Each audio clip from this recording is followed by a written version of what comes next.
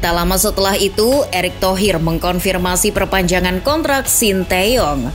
Pelatih 53 tahun tersebut akan bertahan di Timnas Indonesia setidaknya sampai tahun 2027. PSSI menganggap kalau Sinteyong sudah memenuhi target. Setelah kontraknya diperpanjang, ada banyak pekerjaan rumah yang harus diselesaikan. Di samping itu, ajang-ajang prestisius nan bergengsi menanti STY bersama Timnas Indonesia. Berikut ini adalah kompetisi yang akan diikuti Sinteyong hingga 2027 mendatang. Namun, sebelum itu jangan lupa subscribe dan nyalakan loncengnya agar tak ketinggalan video terbaru dari Starting 11. Timnas Indonesia semakin dekat dengan Olimpiade Paris 2024. Setelah melumat Korea Selatan di 8 besar Piala Asia U23, bahkan mungkin saja ketika kamu menonton video ini, Timnas Indonesia sudah memastikan 1 tiket ke Olimpiade. Ya, lolos Olimpiade akan jadi pencapaian yang lebih dari luar biasa bagi Timnas Indonesia. Sudah sangat lama Timnas Indonesia tidak ambil bagian di ajang multi olahraga tersebut. Tentu secara umum sering terlibat, namun di Olimpiade, Ibu Pertiwi tidak harum namanya melalui sepak bola, melainkan cabang olahraga lain. Seperti bulu tangkis, angkat besi, dayung, panjat tebing, dan lain sebagainya. Di sepak bola putra, Timnas Indonesia terakhir kali main di Olimpiade pada tahun 1956 di Melbourne. Itu sekitar 68 tahun silam atau lebih dari setengah abad yang lalu. Lolos Olimpiade bisa jadi pelipur lara karena Timnas Indonesia masih sulit buat lolos ke Piala Dunia. Ya, ibarat kata kalau Piala Dunia terlalu jauh, Olimpiade Paris 2024 dulu bolehlah. Toh Sinteyong juga berambisi membawa Timnas Indonesia ke Paris. Dengan diperpanjangnya kontrak Sinteyong itu artinya di kualifikasi Piala Dunia 2026 nanti, masyarakat Indonesia tak perlu cemas karena masih STY yang melatih. Selama ditukangi mantan pelatih Teguk Warriors itu, Timnas Indonesia senior terengginas di ajang kualifikasi Piala Dunia 2026 zona Asia. Terakhir, tim Garuda bahkan mencabik-cabik Timnas Vietnam. Berkat 2 kemenangan atas pasukan Nguyen, Timnas Indonesia menjaga asa untuk terus melaju di kualifikasi Piala Dunia 2026 zona Asia. Kini, Indonesia duduk di posisi kedua grup F dengan 7 poin. Indonesia memperlebar jarak dengan Vietnam yang baru mengumpulkan 3 poin di peringkat ketiga. Nah, kualifikasi Piala Dunia 2026 zona Asia akan kembali dimulai pada Juni 2024 nanti. Pertama, Timnas Indonesia akan menjamu Irak pada tanggal 6 Juni. 5 hari setelahnya, Gelora Bung Karno akan menjadi saksi Filipina dihajar habis-habisan oleh Tom Haye dan kolega. Karena tampil apik dan berpeluang terus melaju di kualifikasi Piala Dunia, kesempatan bermain di Piala Dunia 2026 pun ibarat pendar cahaya yang tak berhenti dilihat seluruh masyarakat Indonesia. Tidak berlebihan rasanya mengatakan demikian, sebab peluangnya ada di depan mata. Di edisi 2026 nanti, kebetulan Asia mendapat jatah 9 tim buah dari format 48 tim. Demi sampai ke sana, Indonesia harus lolos ke putaran ketiga babak kualifikasi zona Asia. Setelah itu di putaran ketiga, anak asuh Sinteyong hanya perlu menjadi runner-up grup untuk mengkafling 1 tempat di Piala Dunia 2026. Bisa? Yakin saja. Percaya pada Sinteyong. Meski ia tak menjamin hal itu, tapi Taeyong telah membangun tim dengan motivasi mendobrak segala ketidakmungkinan.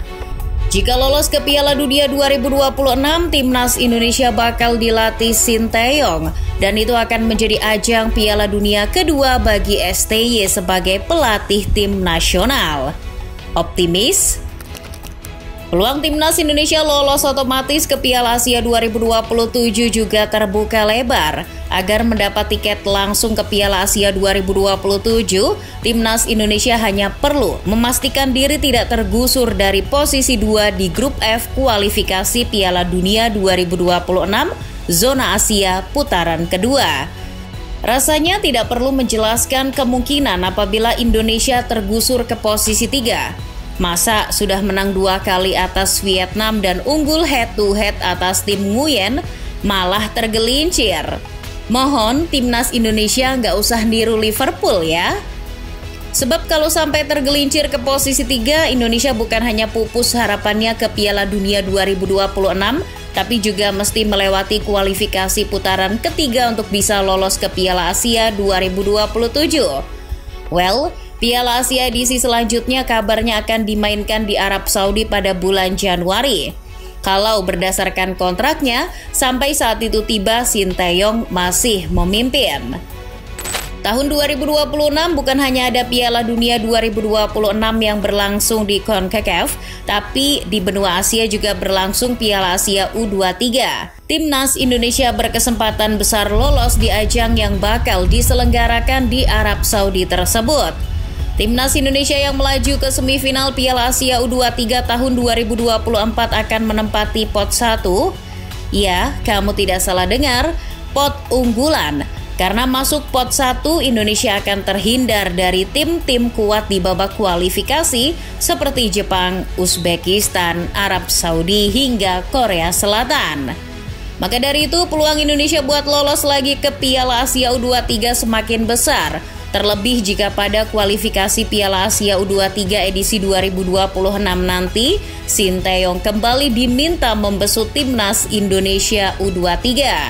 Dan bukan tidak mungkin kalau Sinteyong pula yang akan memimpin timnas Indonesia di Piala Asia U23. Itu seandainya timnas Indonesia senior gagal ke Piala Dunia. Kalau football lover sendiri lebih menantikan Sinteyong melatih timnas Indonesia di Piala Dunia 2026 atau Piala Asia U23 2026. Selain di level Asia dan dunia, hingga 2027 mendatang ada 2 agenda Piala AFF atau yang sekarang namanya ASEAN Championship, yang terdekat tahun 2024 dan yang terjauh tahun 2026. Kita bahas yang terdekat saja. Timnas Indonesia sudah pasti akan ambil bagian di ASEAN Championship yang bakal digelar 23 November hingga 21 Desember 2024. Besar kemungkinan di antara kalian jumawa menganggap ajang sepak bola se-Asia Tenggara ini nggak penting. Iya, tidak dipungkiri seorang Erick Thohir pun menganggap Piala AFF sebagai ajang latihan. Namun, jawab jujur, senang tidak apabila timnas Indonesia menjuarai Piala AFF? Tidak ada salahnya kalau timnas Indonesia menyeriusi ASEAN Championship akhir tahun ini. Dengan pencapaiannya, timnas Indonesia layak menempati unggulan pertama di ajang tersebut. Pengamat sepak bola Asia, Ryan Walters, menilai timnas Indonesia pantas difavoritkan juara. Loh, emang segitunya ya harus juara Piala AFF?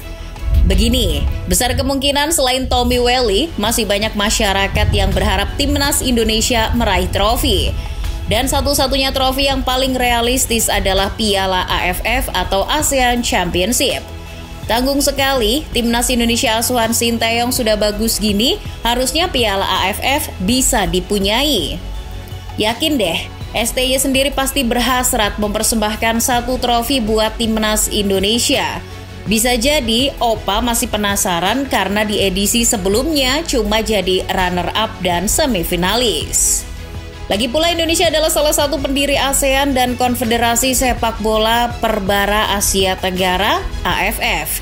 Masa sebagai pendiri, timnas Indonesia belum sekalipun menjuarai Piala AFF? Rugi dong.